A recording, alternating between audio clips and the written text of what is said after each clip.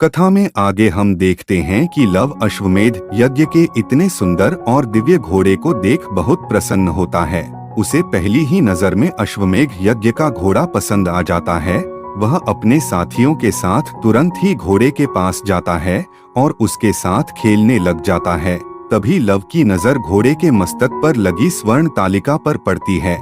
Love उसे पढ़ता है। उस पर लिखा होता है कि राजराजेश्वर छत्रपति महाराज श्री रामचंद्र के अश्वमेध यज्ञ का यह अश्व दिगांतर में स्वतंत्र भ्रमण के लिए छोड़ा गया है। इसके आगे जो नतमस्तक होगा उसे महाराज श्री राम की शरण प्राप्त होगी और जो इसे पकड़ने का दुस्साहस करेगा उसे महाराज श्री राम की सेना से युद्ध की चुनौती स्वीकार करनी पड़ेगी। बालक लव को इस चुनौती में श्री राम के अहंकार का आभास होता है, अतः वह अपने स्वाभिमान की रक्षा तथा क्षत्रिय धर्म के पालन के लिए घोड़े को पकड़ लेता है और श्री राम से युद्ध की चुनौती स्वीकार कर लेता है। वह घोड़े को अपने साथ ले जाने लग जाता है। तभी कुछ सैनिक घोड़े को खोजते खोजते वहां पहुंच जाते हैं, जिन्हें देख लव के सहपाठी अपनी जान बचा वहां से भाग जाते हैं।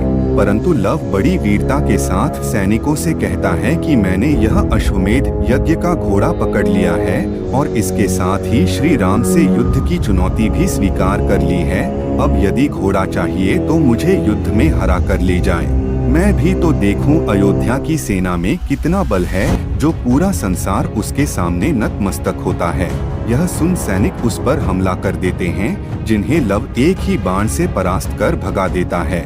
सभी सैनिक लौटकर अपने सेनापति के पास आते हैं और उन्हें सारी बात बताते हैं। यह सुन सेनापति स्वयं घोड़ा छुड़ाने जाता है, परंतु लव के घातक बाणों से वह भी जल्दी ही घायल हो जाता है और उन्हें भी वापस लौटना पड़ता है।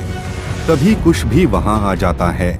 उसे देख लव कहता है, भैया मैंने श्री राम को बुलाने का सारा प्रबंध कर लिया है, अब उनसे आप अपने सारे प्रश्न पूछ लेना। दूसरी तरफ सैनिक महाराज शत्रुघ्न को सूचना देते हैं कि सेनापति युद्ध में घायल हो गए हैं, जिससे कि शत्रुघ्न स्वयं सेना के साथ घोड़े को छुड़ाने लव कुश के सामने आ जाते हैं, जिन्हें देख कुश उनसे पूछते हैं कि क्या आप अयोध्या नरेश श्री राम हैं? तो शत्रुघ्न कहते हैं, नहीं, मैं महाराज राम का छोटा भाई शत्रुघ्न हूँ। वे आगे कहते हैं कि तुम दोनों दिखने में तो अच्छे और संस्कारी लगते हो, फिर हमारे यज्ञ का घोड़ा तुमने क्यों पकड़ा? तब लव कहता है, आपके बड़े भैया के कहने पर उन्होंने अश्व के मस्तक पर लिखा है कि इसे पकड़ने पर हमारी सेना से युद्ध की चुनौती स्वीकार करनी पड़ेगी, इसलिए हमने उनके साथ युद्ध करने के लिए यह घोड़ा पकड़ा है, उनके छोटे भाई से नहीं। आप जाइए और उन्हें हमारा संदेश दीजिए कि हमने उनकी युद्ध की चुनौती स्वीकार कर ली है, इसलिए आ जाइए रणभूमि में। मासूम बालकों द्वारा वीरता की ऐसी बातें सुन शत्रुघ्न थोड़ा मुस्कुराते हैं और कहते हैं, देखो बच्चों, यह बालपने की बातें अच्छी नहीं होती, यह घोड़ा यज्ञ का है, इसे छोड़ दो। तुम्हारी अवस्था को देखकर मुझे दया आती है, मैं तुम्हारे दूसरे अपराध क्षमा कर दूंगा। जिस पर कुश बड़े ही क्रोध से कहते हैं, हम पर इतनी दया दिखाने की आवश्यकता नहीं है, इस घोड़े को यहाँ से केवल महाराज राम ही ले जा सकते हैं, वह भी हमें युद्ध में हराकर, या फिर यह चुनौती वापस लेकर उनसे कह देना कि सारे संसार में केवल वे ही एकमात्र क्षत्रिय नहीं है, और भी क्षत्रिय हैं जो अपने आत्मसम्मान पर अपने प्राण भी न्योछावर कर सकते हैं। दोनों मासूम बालकों की यह बातें सुन शत्रुघ्न चकित रह जाते हैं और कहते हैं, बालकों, तुम नहीं जानते तुम यह क्या कर रहे हो। यज्ञ का घोड़ा न देने का परिणाम बड़ा भयंकर हो सकता है, मुझे शक्ति का प्रयोग करने के लिए विवश मत करो। तब लव कहता है, हम विवश कहाँ कर रहे हैं, आपकी शक्ति ही आपके वश में नहीं लगती, बार बार उभर आती है, इसलिए शक्ति का प्रयोग कर ही लीजिए, नहीं तो धनुष उठाए उठाए हाथ थक जाएंगे। इतना सुनते ही शत्रुघ्न क्रोध से भर जाते हैं और अपने धनुष से बाण चला देते हैं। लव भी बड़े साहस के साथ उसका सामना करता है और अपने दिव्य बाण से उसे नष्ट कर देता है। यह देख शत्रुघ्न आश्चर्यचकित रह जाते हैं। उन्हें समझ में नहीं आता कि इतना मासूम और छोटा बालक इस बाण को कैसे नष्ट कर सकता है। वह पुनः उस पर बाण चला देते हैं, परंतु इस बार भी लव उसे नष्ट कर देता है। दोनों के बीच बड़ा भयंकर युद्ध होता है।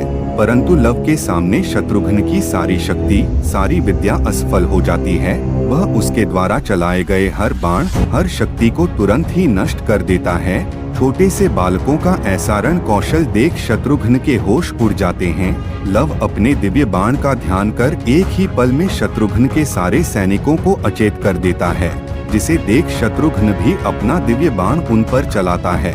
परंतु कुश दोनों के चारों तरफ एक दिव्य सुरक्षा कवच बना लेता है, जिससे टकराकर शत्रुघ्न का दिव्य बाण वही नष्ट हो जाता है। अब लव अपने शक्तिशाली बाण का ध्यान कर उसे शत्रुघ्न पर मारता है, जिसके प्रहार से शत्रुघ्न अचेत हो वही गिर पड़ता है और लव कुश इस युद्ध में विजयी हो जाते हैं। गुप्तचर शत्रुघ्न की पराजय का समाचार लेकर अयोध्या में जाता है, परंतु द्वारपाल उन्हें बताता है कि प्रभु श्री राम अभी विश्राम कर रहे हैं। अतः गुप्तचर भरत व लक्ष्मण को पूरी घटना के बारे में विस्तार से बताता है। दोनों कुमार यह जानकर बहुत आश्चर्यचकित होते हैं कि दो छोटे बालकों ने शत्रुघ्न सहित अयोध्या की इतनी बड़ी सेना को हरा दिया। संकट की इस घड़ी में भरत और लक्ष्मण प्रभु श्री राम को यह समाचार देना आवश्यक जान उनके पास जाते हैं और उन्हें सारी घटना के बारे में बताते हैं। श्री राम भी यह समाचार सुन बड़े चकित होते हैं और लक्ष्मण से कहते हैं कि शत्रुघ्न को पूरी सेना सहित हरा देना कोई साधारण बालकों का काम नहीं लगता। अब तुम्हें ही युद्ध भूमि में जाकर यज्ञ के घोड़े को छुड़ाना होगा। लक्ष्मण जी प्रभु श्री राम का आशीर्वाद लेकर युद्ध के लिए रवाना हो जाते हैं, जहां उनका सामना लवकुश से होता है। उन्हें देख लव पूछता है कि क्या आप अयोध्या के राजा राम हैं? तब लक्ष्मण जी कहते हैं, नहीं, मैं श्री रामचंद्र जी का छोटा भाई लक्ष्मण हूँ। जिस पर लव कुश से कहता है, भैया फिर से धोखा हो गया, लगता है महाराज राम हमारे सामने आने से डरते हैं। तब लक्ष्मण जी कहते हैं, तुम लोग यह कैसी अज्ञानता की बातें कर रहे हो? तुम दोनों अभी राम की शक्ति को नहीं जानते, अतः मैं प्रेम पूर्वक कह रहा हूँ, तुम यह घोड़ा मुझे लौटा दो, मैं तुम्हें दंड नहीं देना चाहता। जिस पर कुश कहता है कि यह तो अच्छी बात है कि आप हमें दंड नहीं देना चाहते, परंतु हम भी आपको यह घोड़ा नहीं देना चाहते। घोड़ा चाहिए तो महाराज राम से कहिए कि हमने घोड़े के मस्तक पर लिखी उनकी चुनौती स्वीकार कर ली है। अब वे स्वयं रणभूमि में आकर युद्ध करें, बार बार छोटे भाइयों को भेजकर हमारा समय नष्ट न करें। आगे की कहानी जानने के लिए चैनल को सब्सक्राइब कीजिए और प्लेलिस्ट में जाकर संपूर्ण रामायण कथा सुनने का सौभाग्य पाइए। प्रिय दर्शकों, मात्र 29 रुपए में, जी हाँ भक्तजनों, मात्र 29 रुपए में प्रभु श्री राम की प्रेरणा व आशीर्वाद से हम लाए हैं दुनिया की सबसे सस्ती रामायण की ई बुक और पेपरबैक बुक, जिसमें रामायण को हिंदी भाषा में बहुत ही सरल शब्दों में लिखा गया है।